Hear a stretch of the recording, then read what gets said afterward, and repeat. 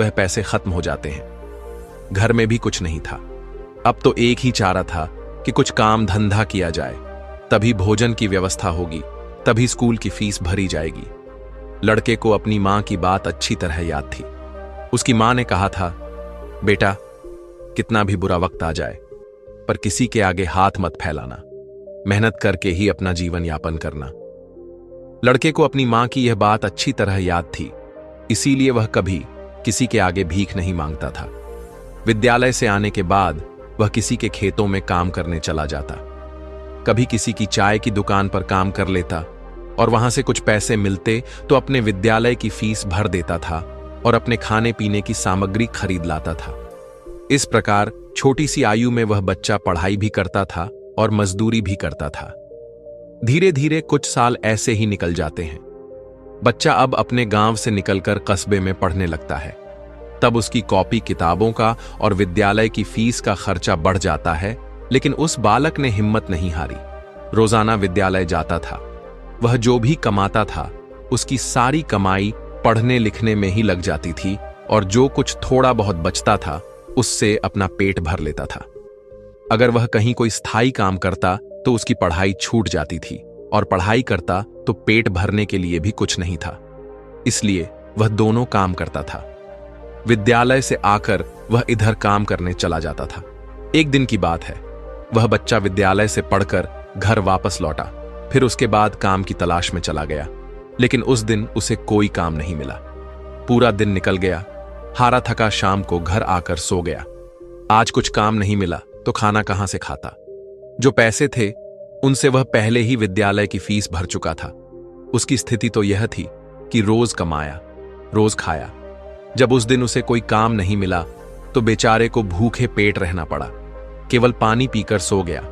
अब सुबह भूखा ही विद्यालय चला जाता है और विद्यालय की छुट्टी के बाद जब घर आता है तो फिर किसी काम की तलाश में निकल पड़ता है। सोचता है, कल नहीं मिला लेकिन आज मुझे कोई ना कोई काम जरूर मिल जाएगा।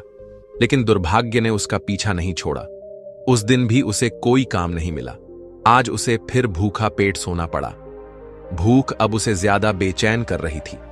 तो एक बार को उसके दिमाग में आता है कि भूखे पेट तो पढ़ा भी नहीं जाता, अब तो मैं किसी से कुछ मांग कर खा लेता हूं। पर मां ने मरते वक्त उससे कहा था, बेटा, कभी भीख मांग कर मत खाना, हमेशा कमा कर खाना। लड़का भी बड़ा स्वाभिमानी था, किसी से मांगने की उसकी हिम्मत नहीं हुई। सोचता था, चाहे कुछ भी हो जाए पर भीख मांग कर नहीं खाऊंगा। अगर मैंने भीख मांगना शुरू कर दिया तो लोग मुझे भिखारी कहने लगेंगे। भगवान ने पेट दिया है तो कहीं ना कहीं से इसके लिए भोजन भी मिलेगा। अब लड़का उस दिन भी भूखा रहता है। सुबह जब सोकर उठता है तो भूख के मारे चक्कर आने लगते हैं। अभी उसकी उम्र ही कितनी थी, भूख की मार वह कैसे सह सकता था। कुछ बड़ा होता तो 2-4 दिन अपने आप को संभाल भी लेता, लेकिन आज वह विद्यालय भी नहीं गया। सोचा, आज मैं सुबह से ही काम पर जाता हूं, काम मिल जाएगा तो भोजन कर लूंगा, फिर अगले दिन के लिए तैयार हो जाऊंगा। अब वह काम की तलाश में वह इधर उधर भटकता है। उसकी आंखों के सामने अंधेरा छा रहा था। अब उस बालक से चला भी नहीं जा रहा था। फिर तककर वह एक पेड़ के नीचे बैठकर सोचने लगता है कि अगर इस समय मुझे भोजन नहीं मिला तो मेरे प्राण निकल जाएंगे। मुझे कुछ न कुछ तो करना ही पड़ेगा। अब एक बार फिर से उसके मन में भीख मांगने का विचार आता है, लेकिन उसकी अंतरात्मा फिर कह देती है कि तू गरीब है, भिखारी नहीं। भीख मांगेगा तो फिर भीख मांगने की आदत पड़ जाएगी और तू भिखारी बन जाएगा। काफी देर तक लड़का इन्हीं प्रश्नों में उलझा रहता है।